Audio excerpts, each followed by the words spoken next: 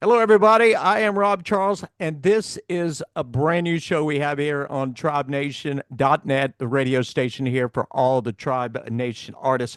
It is called The Uncles Show, and we basically came up with that name like a minute and a half ago. So I'm Uncle Rob, along with Uncle Rhino, and we're going to be getting together on occasion, hopefully several times, to bring these great tribal artists to the forefront. We uh, want to make you guys aware of what they stand for, what their music is about, and who they are. And we've got a great one here today. We have I have seen her on Facebook and mostly Instagram. She's always on Instagram. She is where are you, first of all, Celeste Marie Wilson is going to be our first guest, and tell us a little bit about you. Where are you from? What makes Celeste Celeste? Well, I live in Montgomery, Texas. That's where I'm from. It's kind of like Houston, but fewer people and more cows.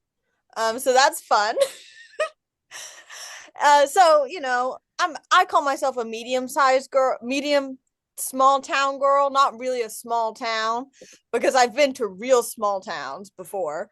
And when you're in a real small town, that's when you got a grocery store and you've got a gas station. That's what I consider a small town. If you've got only those two things, we're in a small town. If And you no got red light, and you might have a flashing light here or there. And dogs are all over the street. Nobody ties their dogs up. nobody ties their dogs up. So what is there to do in Montgomery? I'm taking a road trip today. I'm going to Montgomery. What am I going to do? In Montgomery, we've got a lot more. We've got downtown Montgomery. We got the Montgomery County goat statue. You know, A we've got, goat statue? oh, yeah, we've got a goat statue in Montgomery. And don't worry, they dress them up for the holidays. No, they don't. Do they, for real? Yes, they do. I'm So so serious. geographically, where is it located? Is it around Dallas or Houston or Plano or It's kind of in between Houston and College Station. It's like an hour either way from those. so 60 miles or so from Houston to the north or the west? Going back Northwest. toward going back up towards the Austin area. Going up towards the Austin area. Gotcha. I drove 18 wheeler for a long time, and I spent a lot of time in Texas. I've heard of College Station. Don't think I ever went through College Station. Did a lot of San Antonio, a lot of Dallas, a lot of Houston. But we're not here to talk about me. We're here to talk about you. I know that you are part of the Tribe Nation artists, and you've been. How long has it been? You've been with them now? I think probably I've been performing and doing this professionally for about 3 years, and I've known Uncle Rhino for about one and a half, coming on two. He is. I've known him what 4 years now, bud. 4 or 5 years we've been acquainted, and he came over here. I live in Little Rock, Arkansas, and he Mm-hmm. came over here a couple of years ago and spent the afternoon. I got to tell you, most down to earth, genuine guy I think I may have ever met in my life. Um, Made me feel like I was, you know, just one of the guys. That I just feel that I see him with you, and I see him with the other artists on his Instagrams and all that. And dude is like, I mean, he just seems to be. First of all, he seems to be fun as all get out. But so you're part of the tribe. You got how many songs you got? So what do you got as far as albums or new releases or what do you got going on with that?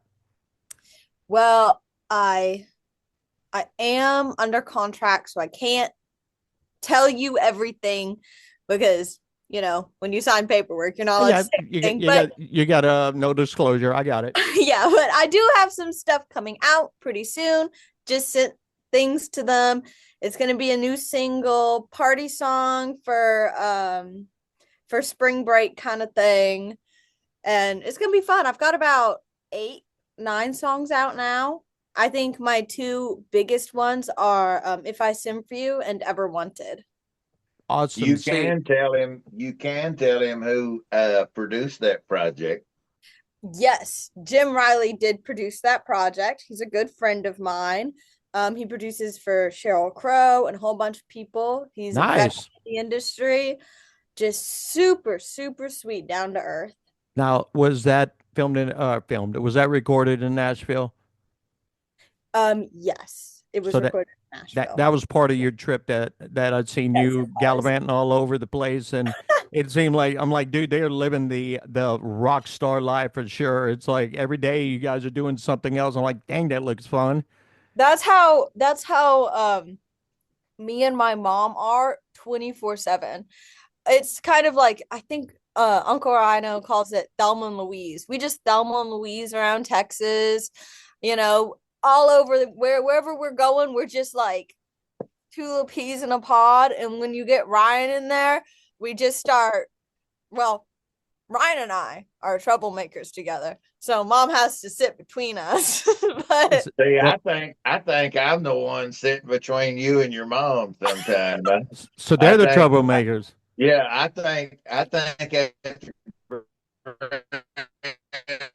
the old Opry, that's where I found myself sitting, and I was both proud and terrified at the same time. Yes. If I was 21 years old back then, I was, yeah, I think we could have all gotten a lot of damn trouble. We would have definitely been in a lot of trouble. It's the good I That was kind I though. try It's to not, stay out of trouble, but trouble seems to follow me. yeah, it it's it not misbehaving trouble. It's just living life wide open trouble, you know. exactly. Yeah. It is. We gotta have fun with and stay in a little bit of trouble without the law getting involved for sure. If you're 21, 22, if you're in your 20s and you're working really hard all the time, you should be able to get in a little trouble sometimes. I Well, got yeah, in. the thing that makes the dynamic dangerous as far as when it's non-music and we're just hanging out is Celeste is at that beautiful entry to life stage, where you have, oh, I want to try this, oh, I want to try this, I want to try, just the cool, she's got discernment beyond her years, which was always has always impressed me. But it's also, she's at that early stage, where everything still has a beautiful hue to it, right? And then I'm like both a blessing and a curse because I'm at that age where I've tried everything 5 times to make sure I didn't like it. And I've got that old guy perspective of I've gone the full gamut where I'm like, oh, to hell with it. Let's see what happens. even you even though you've know? done it 5 times before, and Yeah. you Yeah. know how it's going to turn out. You're going to do Yeah, it this again. ain't good. But you know what? That little voice in your head that says, don't say it, probably shouldn't say it. That other voice starts laughing and goes, let's see what happens, And I think I'm proud she hasn't let too much of that rub off on her, which I'm proud of that. But she's still got her own brand of lightning that makes her an absolute joy to be around, and you never know what's coming. Well, So, you got to be that way, man. You don't want to be too predictable. You don't want to be boring. You gotta live life to the fullest, man. I mean, you never know when it can all change in a snap of a finger. So I've seen when you went to Nashville with Rhino, you and your mom, and y'all met a lot of industry folks. I saw on the Instagram you went to some cool places.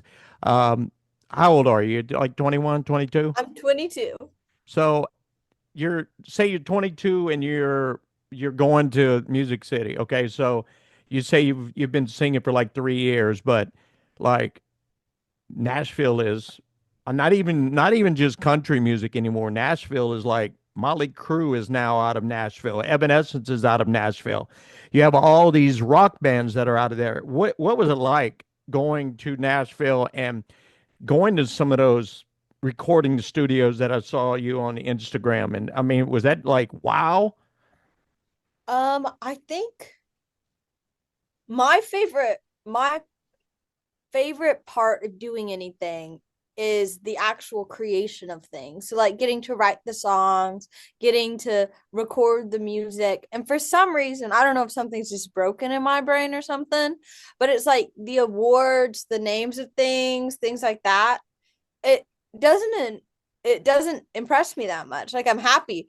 when I win, obviously. Right. Everybody is. But it's like I got home and all these people had told me, well, when you get home, you're going to be sad. But actually, I was like, oh my gosh, I'm so happy I'm home. And I forgot for like about a month after that I even won anything because I was just so excited to see the song I'd worked on with Jim Riley and getting that finished and, you know, getting to play some of the songs I wrote with Uncle Rhino out, like I've been playing Mary Sue out and getting to take these things that I made there. And it's like these little memories that you get to take with you. And that's super, super cool. And honestly, my favorite part of Nashville, I I think was the drive up and the drive back. Really? Yeah, it was just being able to sit and ride in the car and talk to the people I care about and kind of watch the world pass you by and things like that and getting to sit and have lunch and dinner with new friends and old friends and getting to stay in that Barbie Airbnb, you know, all of that was super super fun. And the music part is just as fun, but it's like I always try to um when I'm doing all of this, I'm very very lucky that my mom's my manager because a lot of people don't have the opportunity to travel around with their mom ever like Right. I Well, get to do. hey, see, Rob, for full disclosure, two things. First thing is I get what she was just saying and not putting words in her mouth at all because only Celeste can speak for Celeste.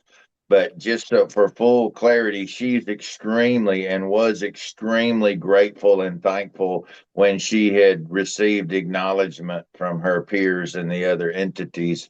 That's her focus is not always chasing accolades, though. She's always, to my impression of working with her, she's always chasing the creative spark and trying to both grow herself and be what she is expected to be and what she wants to be for all of those who support her. And, And I've seen that, and always I've thought that was beautiful because that is a level of maturity that's way beyond her limited years in this world. Second, I will say that her mother, Missy, is incredible. Missy's made my life better by being in it. and I adore her. I love her. And to Celeste's point, as a one of the passengers in said car when we were driving up and back, just having people, that's what it's all about. It's not the mountaintop. I've been on it a few times. The mountaintop is just the top of a bunch of rocks. It's the trip and who you travel with that makes the whole thing epic. It makes it epic. And you're going to skin your knee and you're going to cut your arm and you're going to stumble and you're going to win and you're going to fall. And it's who catches you and who pushes you up and you allow yourself to be caught. That whole experience, that's what makes all of this worthwhile. The part that people get to watch on TV, that's not the hard part, but it's also not the most beautiful part, to well, what Celeste was saying. and the thing is about what she was saying is like as long as you take care of all that, that other stuff's gonna come. I mean, that's just the icing on the cake. I mean, literally, Mm-hmm.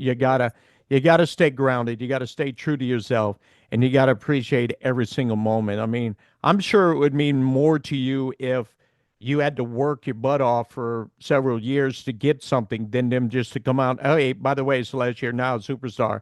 Yeah, everybody would like that for the money, but you didn't work for it. You don't appreciate what you had to do for it. I get that.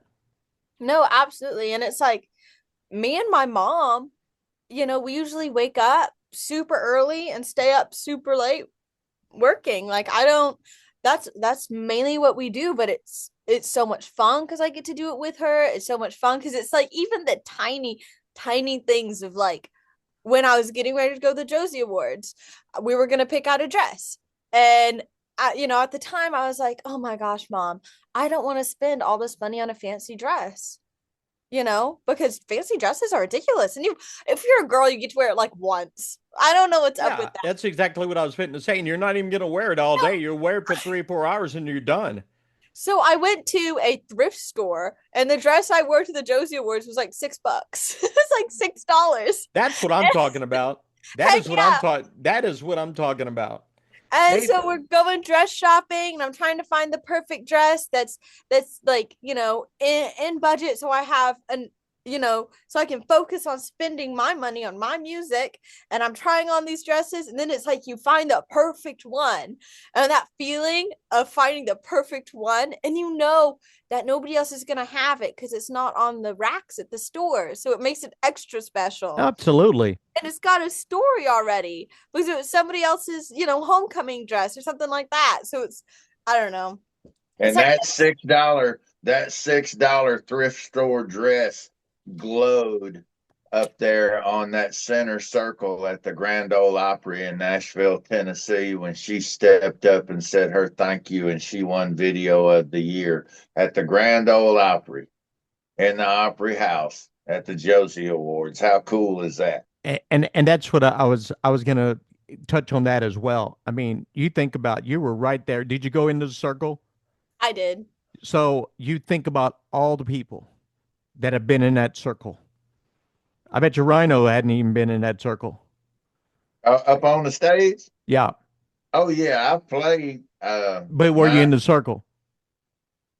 Yeah, that's the one up in the center. That's the piece of the floor they took out of the Ryman and relocated it. Yes. And I've been on the circle. I've been on the whole rest of the original stage at the Ryman. So that was, well, most of the time when I would go to the Grand Ole Opry, it was to support friends of mine. And so I would be hanging out backstage somewhere. But I like I said, I'd been invited out a few times, but the one where I did my most traffic was on the Ryman at the Ryman Auditorium, Yeah. which was the original Grand Ole Opry, and that place has got ghosts in the boards over there. I mean, I really connected there more so, and but regardless, just for me getting to see Celeste step up there and be seen by the thousands of people who were in the house that night from all over the world who'd come in for that, and seeing the pride on her mama's face. Oh, Uh, absolutely. That's what I was getting at. I mean, for her to be in that on that stage, think about all the legends that have been on that stage. I mean, mhm, you're talking about all of them. mhm. Reba. I mean, everybody. I don't know if Taylor Swift has been on there because she's not country anymore. I don't know if she's been on that stage or not, but I Lori mean, Morgan had just been up there right before, I believe, right before Celeste got up. well, I watched Circle. I think the channel's called Circle Country or something, and they've been doing a lot of the celebration for the 100 years of the Grand Ole Opry. And I mean, you got Patty Loveless and Trisha Yearwood and Martina McBride. They're all up there, and I'm like, you were there. You were up Mhm. there, dude. I didn't even realize what they had it where you had to like walk up to the little circle. And I'm going to show that I was 21 when I was there. I didn't know what the little circle was. And so I was like, stand up, and then they're like, and then you go and stand in the circle. And I'm looking at the circle. I'm like, what is this? And I finally, after it happens, like it felt cool.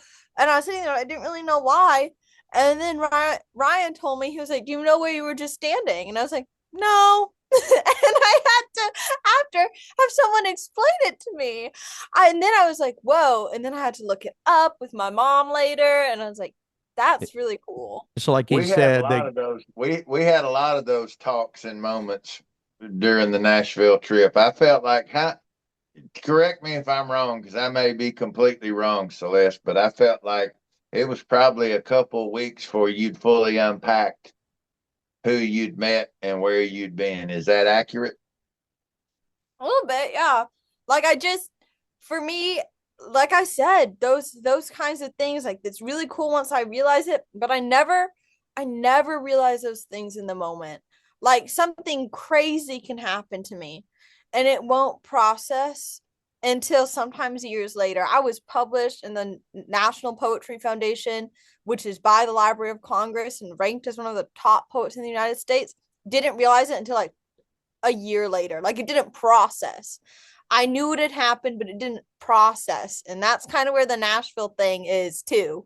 It's in the same kind of category for me where I know it happened, but like the depth of it hasn't quite gone through my whole head still.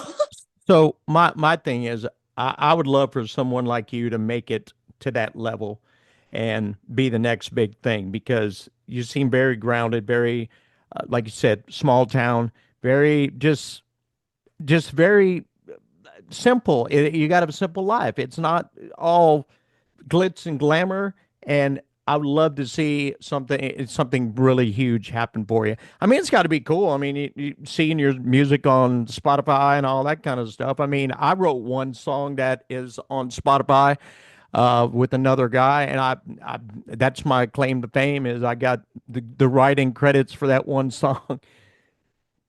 Yeah, I think any of that stuff is cool. For me, it's like my favorite moments of my career have been like when I'm performing for people and I get to really see them affected. I did a lot of charity stuff in Dallas last year for children's hospitals.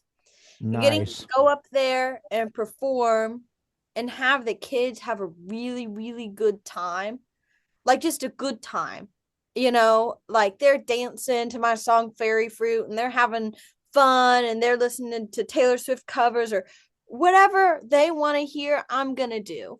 That kind of thing it just it That's a just makes it worth it. that is a proud moment right there for It sure. is. It, It's a it super proud moment. it's That all or about those kids. yeah, it's all about those kids. Or even like when you're at a bar and like just, the 20-year-olds at the bar and stuff, they're having a good time. That's another moment. Just bringing people joy and giving them a break from the world. Like the world can just kind of weigh down on you, but giving them a break from it where it's just fun, trying to take them into this different world for just a moment to make them feel more relaxed and more at ease and just like it's like Disney World. It's like a tiny Disney Yeah. World. Yes. So when you're on the stage, you ever get like Roadhouse and have people throw bottles at you and you got the chicken Never. wire around I've you? never had that happen. Do you Now, want it to happen? no. Because I was Last going to say, let summer, me know where you're at this weekend. And me and a couple buddies will go and we'll start throwing bottles at you. Me and Rhino will go. That okay. was the goal, was to keep her out of the places we broke out in. I've That was the already been there, Ryan. I went there all last summer. I was in the stockyards and I was at those really that's not bad that bars. no, that's not the chicken wire clubs he's talking about, boo boo. They You don't had know the chicken wire clubs you with don't the know you chicken in the wire at the dark front till of the you see the stage. light. Go, No, go, when there's no bathroom door on the men's go, bathroom. go watch Roadhouse and Yeah. watch Jeff Healy and you'll know exactly what I'm talking about. I was like, Not the new Roadhouse. Go watch the No. original with Patrick Swayze from back in '80, whatever. Yeah. I have Sponsored by Hair Gel. been Yeah. Oh my in God. some yucky bars when there's no floor, and they smoke in there, and there's chicken wire on the front of the stage, and all the other artists you talk to say they might throw a beer bottle at you. You know you're in a bad room. Yeah, Fort Worth, for those down there in the stockyards, most of that stuff is for aesthetics purposes. Like the ones that have the real ones, it's like wrapped with chain link for reinforcement, and then Oh you've got a man. layer. Yeah, you got a layer of chicken wire over the top of it. And when you're walking up across the red shag carpet, so it's red, so you don't see the blood on it. And you're walking on that shag carpet, and it sounds like you're walking on crushed ice because of all apparently they've killed the vacuum cleaner and just quit trying to get all the broken glass up. When I was 19, before like the places you're playing now, Celeste, for us back then, you're playing like the holy grail spots now compared to, because we were coming up through the pit and it was places on the old Highway 80 in East Texas that runs over into Louisiana, Mhm. runs through Gilmer and Gladewater. And in between, they had to be right outside the city limits for permitting processes. But you had these old bars, man, that were just, oh, oh, I mean, I appreciate that they gave us the ability to play, but you had a yellow layer that was Y- about 4 feet Did from you the have ceiling did you have the bars down. like the ones behind me? Oh, those are cool behind you. Oh, Those they are the are cool. cool. Bourbon Yeah, Street is yeah. cool, but that could be probably some bad places too. You back in the 80s, 70s, and 80s, yeah, you had some cut and shoots where you had to cut your way in and shoot your way out. But the ones on Highway 80 were the straight up roadhouses. Like she's talking about, they were the straight up roadhouses where there was a shooting like at least once a month. Somebody went in there and got trigger happy, and it was insane. And you tell people that now and they think you're completely nuts, but the ones who are old enough to remember before the no smoking policies and all those kind of things, the menthol cigarette smoke was so freaking thick Oh that, my and God. they had those attic fans up in the ceiling. So when they turn them on, you'd see this smoke whirlpool going across the ceiling, and then it'd go up where it was sucking all the soot, the smoke out of the room, and you could see it when you were up on the stage. It was like a 4 foot haze You be coming getting down you from. you be getting your major contact high if somebody was smoking weed. Oh, what? Yeah, yeah. You eat 4 pizzas on the way to the car. Yeah. Well, So I tell you this. I went to see Cat Williams on Friday, and you would think in a coliseum an arena there wouldn't be any weed being smoked, but I'm just very glad that I did not have a drug test the next day because it was everywhere. Oh goodness. it was Cat Williams, though. That's kind of comes with the clientele. That's like going to a Cheech and Chong. They're not going to just be drinking smoothies there. If you go to a Cheech and Chong show, it's kind of part of the brand. The cool thing with Celeste and the new generation is they don't they don't have to go through those old pathways that we did. And that's part of what we worked for in the first place. I saw an old meme that showed a rock star in 1979, and I saw a rock star in 2019, and it was in this meme. And the one on the left, the guy had no shirt on. Obviously, he had sweat all over him. He was passed out with a Jack Daniels bottle laying next to him, and the guitar neck was broken on a strat laying there on the floor. And it was the leather pants kind of guy, long hair, the rock star from '79, and you could tell it was some kind of pharmaceutical recreation that had put him to sleep along with the alcohol. That was in 1979. Then you pivot. Pharmaceutical recreation. Yes. And so you jump over to 2019, and the rock star there has a very nice polo shirt with a collar on it. They have their laptop open, they have a smoothie next to them, and their instruments all around them. And that's really a societal big jump from what it used to be, which is a good thing. The kids it's healthier for them. uh the opportunities are there. They're putting more focus on taking care of themselves, um on so many fronts. So, and the places that she's played down there that I'm aware of, there's the ones on you played didn't you play Rhinestones, which is a great place, Jeremy Oh Poole's place? Yeah, which were the other ones that you played there in Fort Worth? See. my gosh, I can't remember the names. There's like pearls, and then there's like a bunch of other ones. Oh my gosh, I can't remember. Yeah, There was these are. one that had carpet everywhere, but then it closed. I can't remember the name. Do you know what I'm talking about? I didn't see the one that was heavily carpeted. The carpeted one? Uh-uh.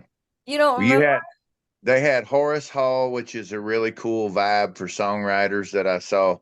Yeah, I remember you there. They had Rhinestone, which Jeremy and his team has done phenomenal setting that place up. They did an excellent job. Pearls, which has some really cool history there. It's got a cool vibe. It's very small, but it's got a cool vibe. Hell's Half Acre, which is the one that's closer to like the chicken wire type That's what I was vibe. thinking. Yeah, Hell's Half Acre, it's not scary. Compared to the others, it seems like but it's really not. You're not going to be forced to give an organ donation while you're in there. But You said it's an got organ donation. yeah, it's cool though. I mean, it's got that cool roadhouse vibe like she's talking about. It's a little bit of a throwback. It all falls in the name, Hell's Half Acre. That's their brand. So it's a little biker, it's a little Wild West renegade cowboys and Indians, it's catching that vibe. So and they're that way with music too. So it makes sense that they would gravitate towards what Celeste plays because her stuff is cutting edge on so many fronts. You had talked about you were working on a project. Is it an album? Is it an EP? It's a single. A single will be released most likely in March. So we're looking at another month. And do you have a title for it, or we can't say it yet? The title is Jesus, Tequila, and Whiskey. Jesus, tequila, and whiskey. That is a triple combo package for you right there. I know the name is gonna make you grin. Like I said, people like to dance at my shows. So it is fast, It is fast and it is fun. and you have been playing it live. Yes, I have been playing it live. What kind of reaction are we getting? Is it cool? Oh yeah, it's Well, fun. well, I'm People looking for do I'm holler. looking forward to Jesus tequila and whiskey or whatever. Yeah. So you talking about at your shows? Do you do shows on a regular basis? Is it kind of uh on the weekends? What do how often do you play? I play every weekend. This weekend, I'm actually in Louisiana. I'll be playing at a Mardi Gras festival in Baton Rouge. That is, I love Baton Rouge. I'm a big LSU fan. I'm like I said earlier, that's my home. Even though I live in Arkansas now, Louisiana is always going to be fun. Have you ever been to Mardi Gras?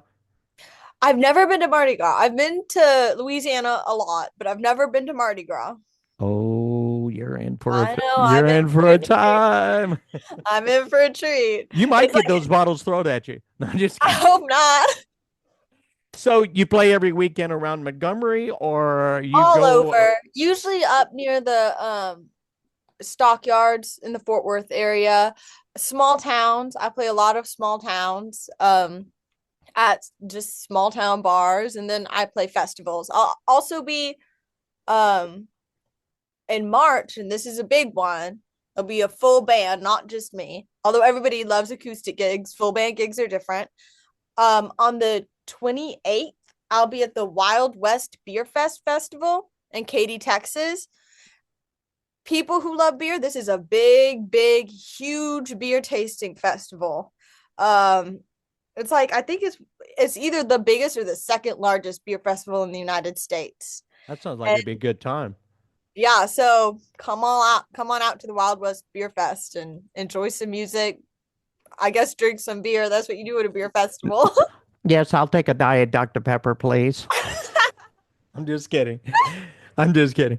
So let's talk a little bit about your social medias. You got, I know, obviously you got Instagram.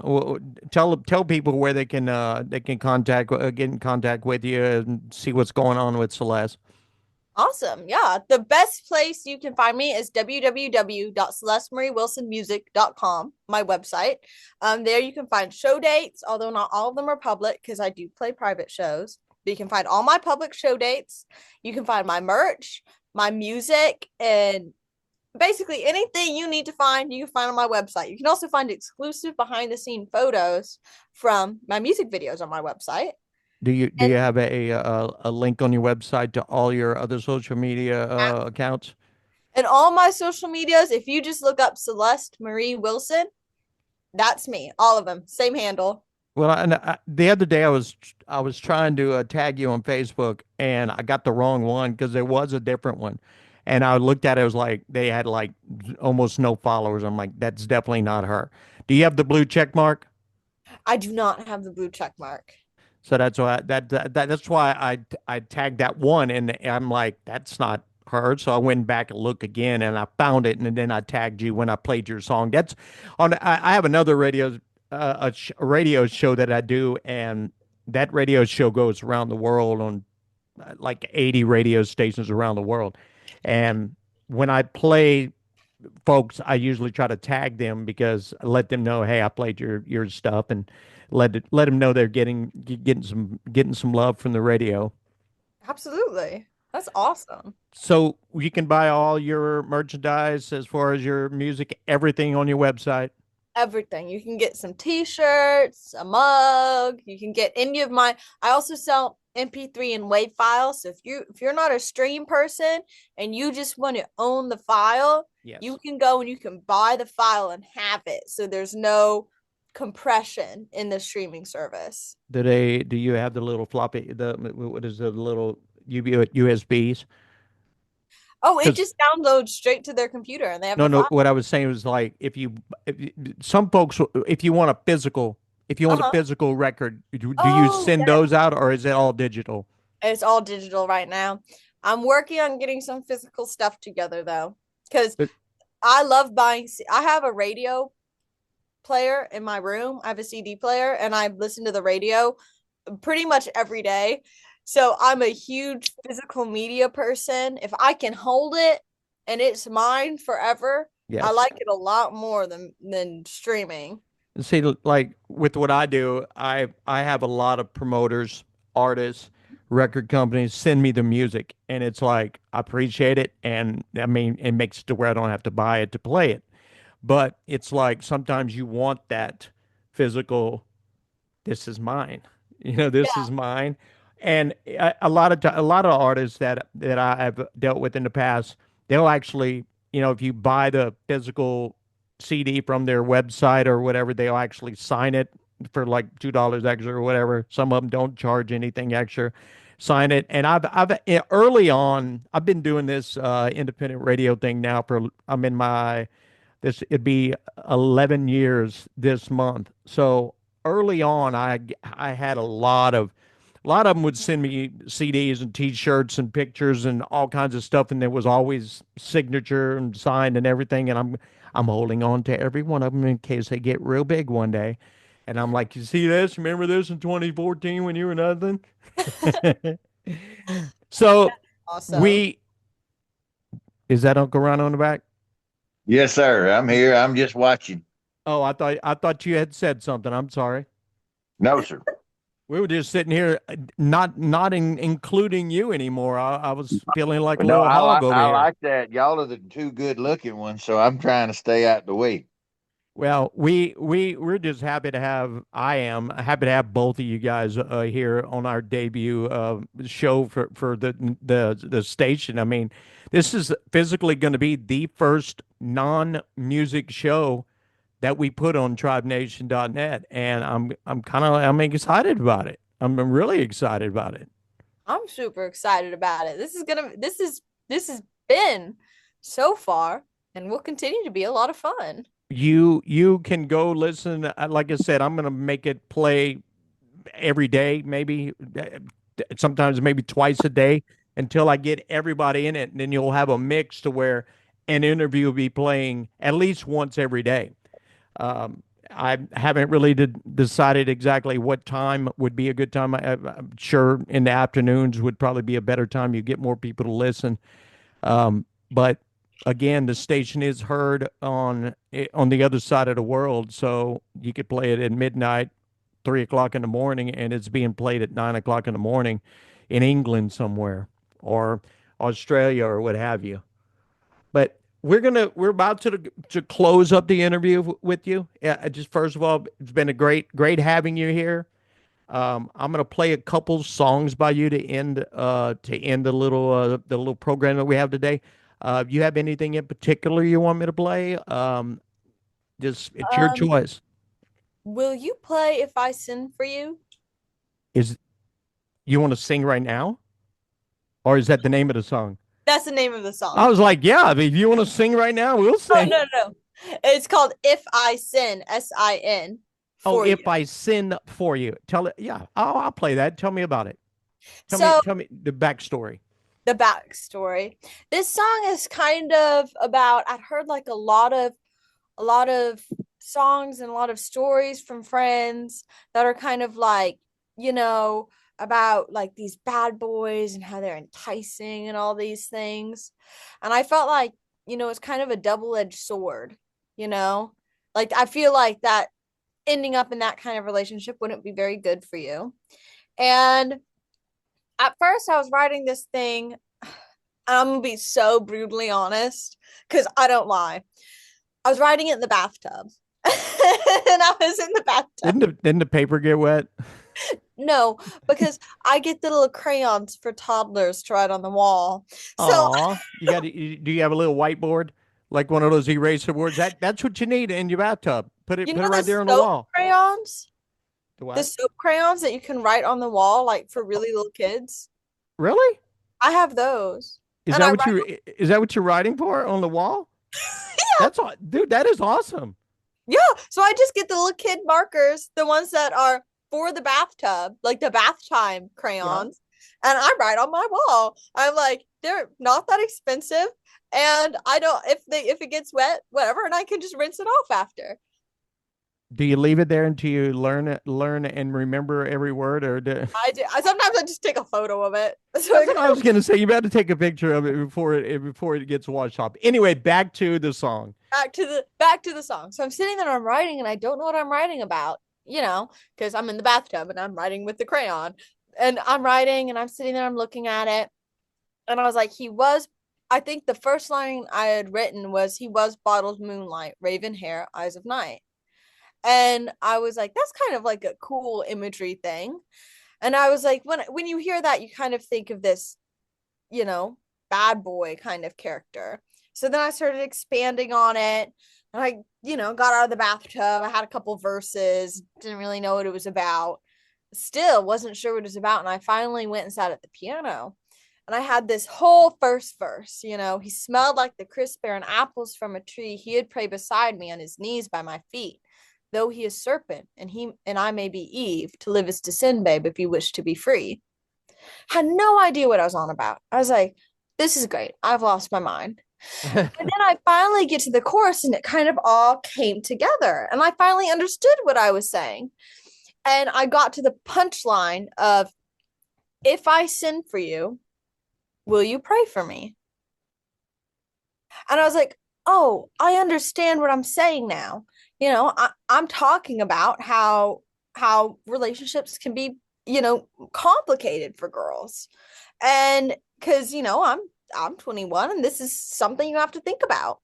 And I was like, gosh, I kind of like this. I'm going to show it to my mom. And so my mom hears it and she's like, okay. She wasn't really sure about it at first, but I was so certain of it. And then my dad walks by.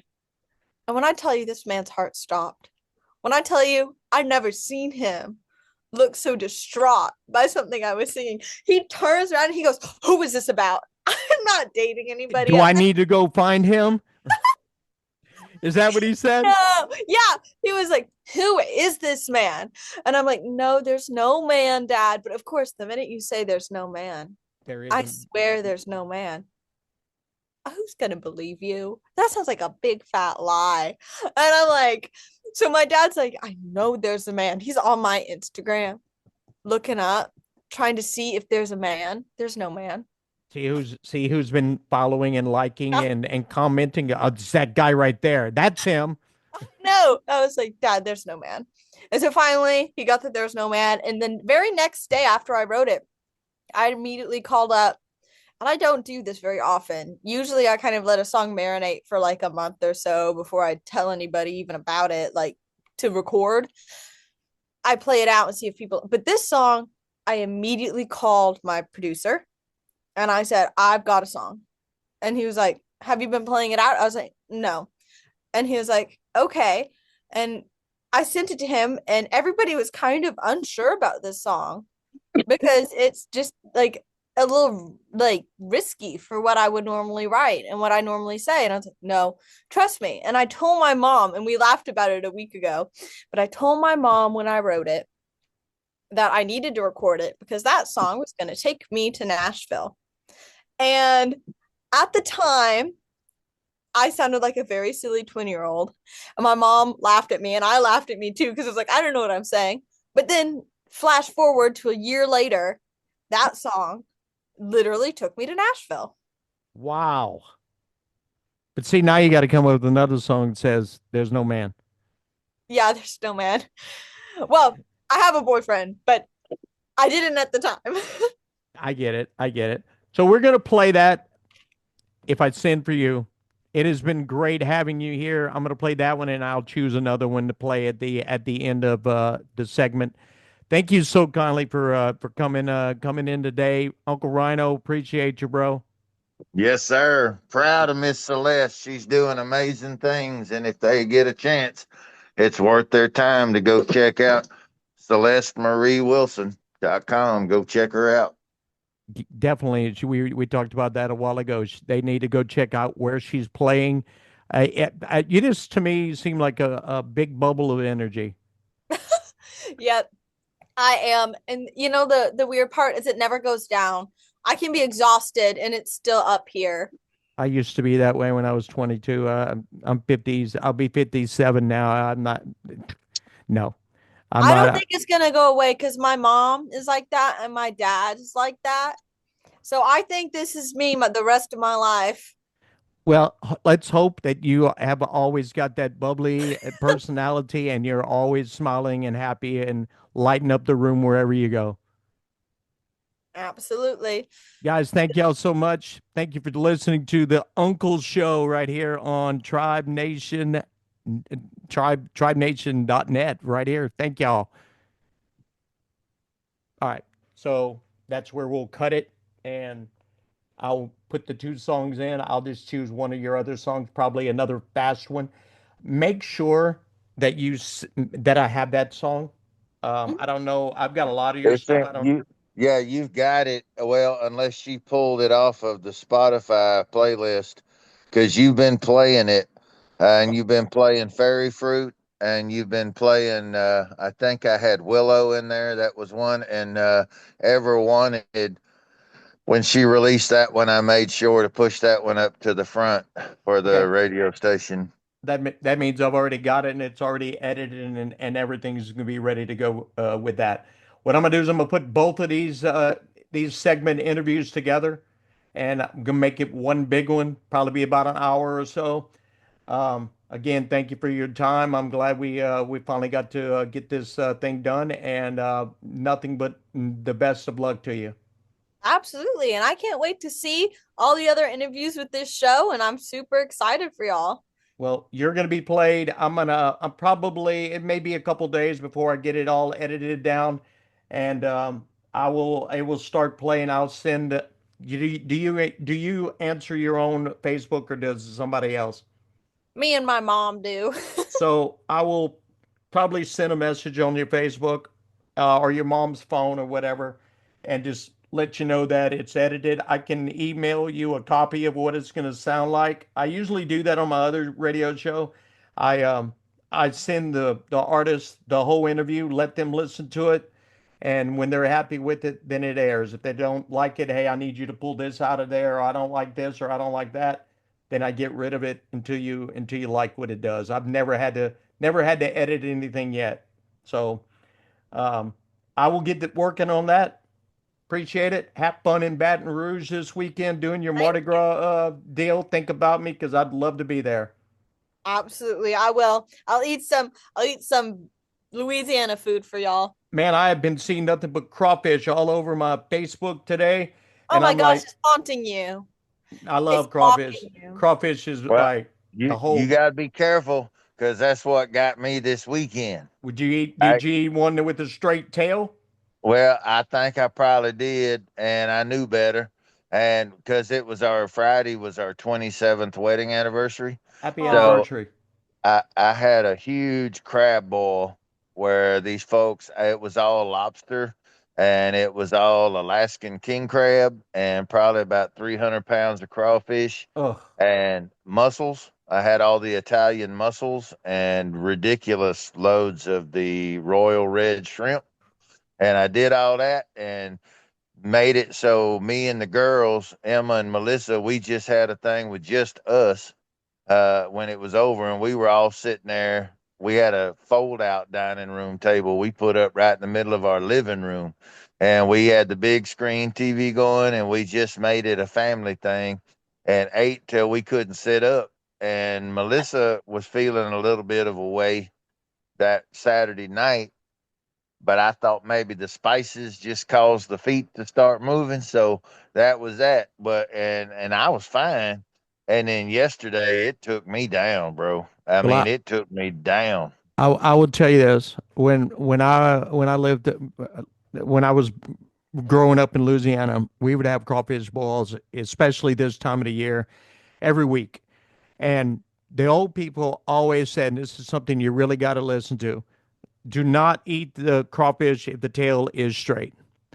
And I Or never, by itself, or without the head. If it's without the yeah, yeah, head yeah, or the tail is straight. Yep. absolutely. And I never did. So me and my wife, after we had just gotten married, I mean, this has probably been 25 years ago. Me and my wife went to Tunica, did some gambling, got a comp buffet, got some crawfish off at the buffet. There was a couple of crawfish on there. I think there was two or three of them with the straight tail. Me, this is one of those things that we talk about. You do things that are stupid and get in trouble. Yeah. So my dumb ass decided I was going to get that straight tailed crawfish and I was going to try it. I was going to test what the old people told me. So we ate. We drove 2 hours home. Everything was fine. 2 o'clock in the morning, it all hit. And I will Yeah. tell you this: I have never thrown up so much in my entire life. I will never do that again. And I will attest. Listen to what the old people said. Do not eat the straight tail crawfish. Because I they never were, Facts. listen to what the old people say, except for this one really funny story. My grandma, and I'm very close with my grandparents. My grandma, she used to say, because my great grandfather, her father, he rode the circuit and did rodeo, and my great grandmother was a musician, and my grandma said, she said, Celeste Marie, because she calls me by my two names. She doesn't call me by one. Celeste Marie, I don't want to see you doing music for a living or riding horses for a living. And last summer, you I was started riding riding horses. horses. I was riding horses for a living, and I was playing music for a living. And I was like, oh my goodness. Everything else, I listened to her, but that one thing, and she said it was good, it was okay. But there was a moment there where I was like, I'm in trouble. Well, the thing is, obviously, your grandma played music, so that was somewhat of an inspiration for you to get started doing that. So, I mean, if you have a gift, you don't keep it to yourself. You got to share it. Yeah. That is very important. I've got a girl that I help her mom do a lot of her social media and her website and stuff. She's fixing to be 16, and the kid has been in the entertainment business since she was like 4. She's been living in Nashville now 4 years. Um, the girl is amazing, and I'm like, don't try to hide that talent that you have, man. Give it. Let everybody hear that. I mean, it's amazing, and you have a great voice. I love listening to your music. Don't ever listen to your grandma when she said don't do music. Don't listen to her She on just that.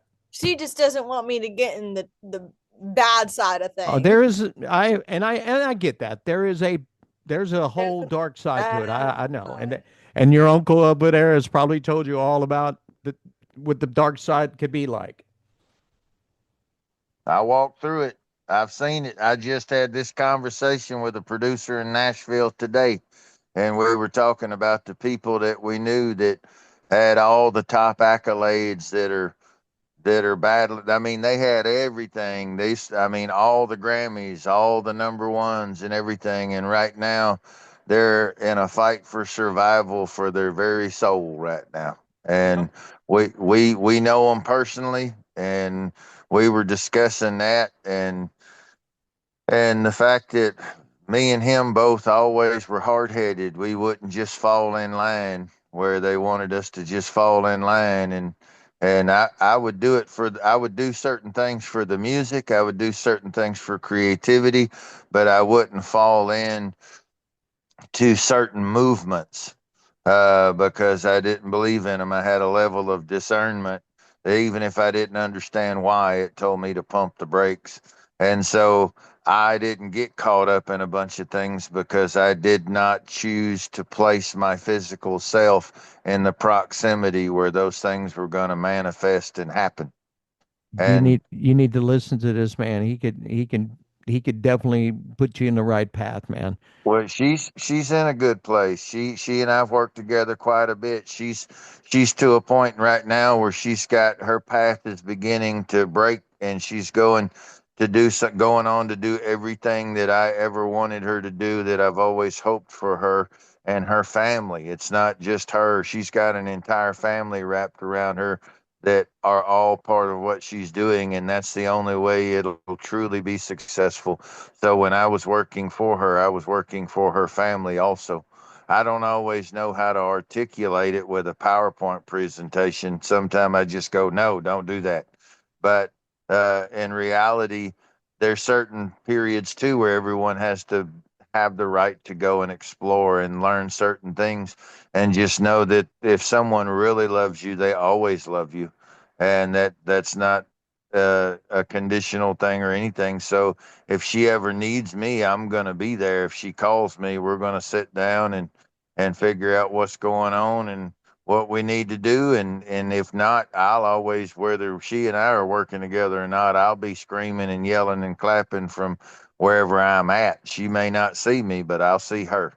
And Uh, that's all that matters. I'll be clapping, you know. Absolutely, man.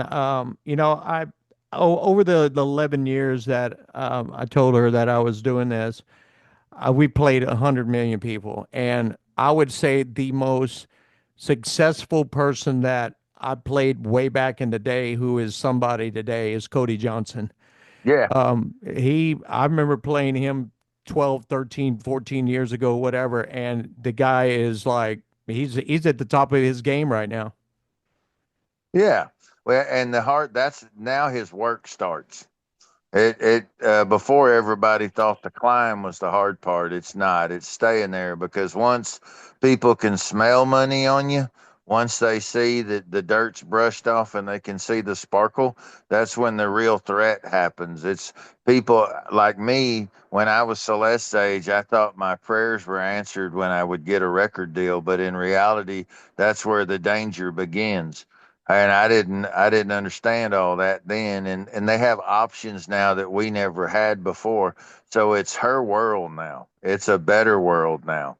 Still got a lot of snags and hiccups in places that some of the old dirty tricks are still out there. She and I both know a young man right now who is super talented, super brilliant, but he got sucked into one of those Colonel Parker type deals where he's all tangled up in just a trash agreement, trash contract, that I'm going to try to figure out a way to help him. I don't have any vested interest in him or Celeste, but I will always be there to try to help, at least point a path out of the briar patch if I can, and keeping people. The really That's what I didn't know. What I didn't have a plan before I met Celeste or the others. I didn't have a plan.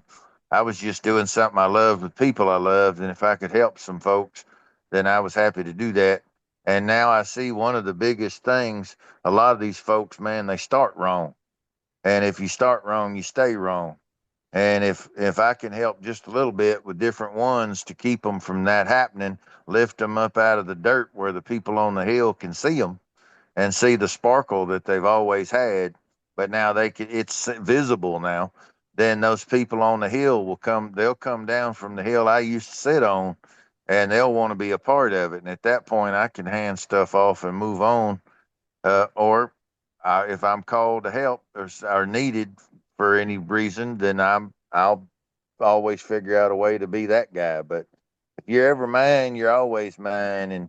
And that girl and her mama and her daddy and brother and sister, that and the dog. I tease the dog all the Oof. time, but I love the dog. Don't nobody know it because I always called him names. But I love her family, her grandma, her grandpa, everybody I've ever met in that family's been beautiful.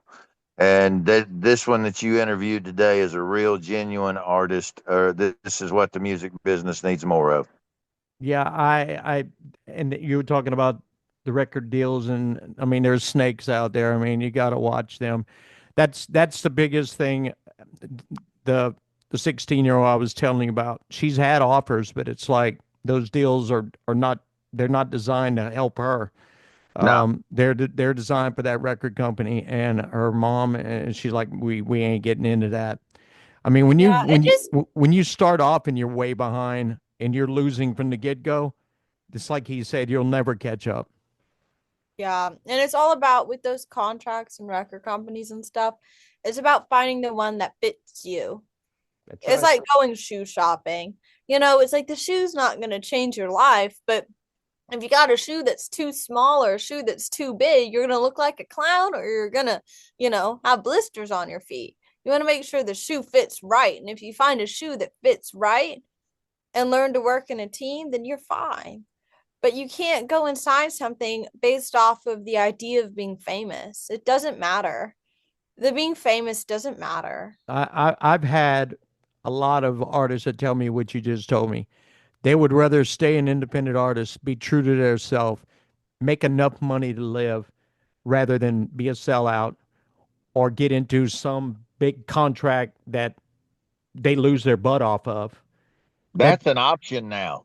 That's such a viable. I didn't think in my lifetime I would ever see it, but that's such a viable option now for them, which is so amazing. Versus back in the day, you could play some bars and festivals and tour and stuff, but unless you made a deal with the machine in the beginning, like me and mine with Abel Kane, we already had a rep within the business at that point, so we were able to circumvent the machine. But starting out, I didn't have an option. When I was Celeste's age, they would never see us. You'd be the most incredible act everybody loved in Smith County or Tarrant County or one of these places in Texas. And that little circuit, everybody would know you. But that was it. The rest of the world in other states, they would never know you ever. And it's not enough just to go on regular tours where you do 200 dates a year and died, put yourself in an early grave. I know guys that did that, and that's fine, but they're demonstrating their work ethic at that point. They're not really growing the fan base to the level. They're just honing their craft. You have to be able to disperse the music simultaneously to millions for it to really catch. And you can do that now via the web and social media versus back in the day it had to go through Anderson merchandisers, which had Kmart, Walmart, Target, all that stuff on lockdown, and you had to go through Clear Channel. They had that; those were your two pathways to the population.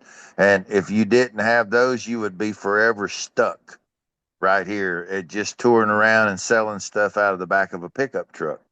But That one was all thing you. I will say about the independent scene, and this is just being super transparent, is Spotify is owned by the record companies. Most of the radio stations are owned by the record companies. So even though you can make a good living, there is a glass ceiling with being an independent artist that you will eventually hit, whether you want to or not. Just because, I mean, it's a monopoly, and you have to at some point take that into consideration. Now, when you're starting, don't immediately sign because that would be a bad idea because you Yeah, don't have any leverage. don't sign just to sign. Yes, but if you have a good contract and a team of people that believe in you and you believe in them with a history, you don't want to sign with someone who's just open, then yeah, that can be good. But you have to also ask yourself, what are they getting from me? What is their interest in this? Are they signing me to shelf me? Are they signing me to push me? Why do they want to? And if you can figure out the why, you can figure out if that's good for you or not. I mean, it would be amazing to be an artist and be on Big Machine or something like that, but is that really beneficial? Um, that's where you got to look at it. I mean, they're going to get theirs. You know they're going to get theirs. It's how much of that do you wind up getting, and Right. that's what you got to figure out. It's telling me the timer's up again. So, guys, again, appreciate you, Celeste. Thank you, Uncle Rhino, my brother. Um, Love you both. love you, my man. Always, man. And Celeste, thank you so much. Thank you. All right, guys, y'all have a good week.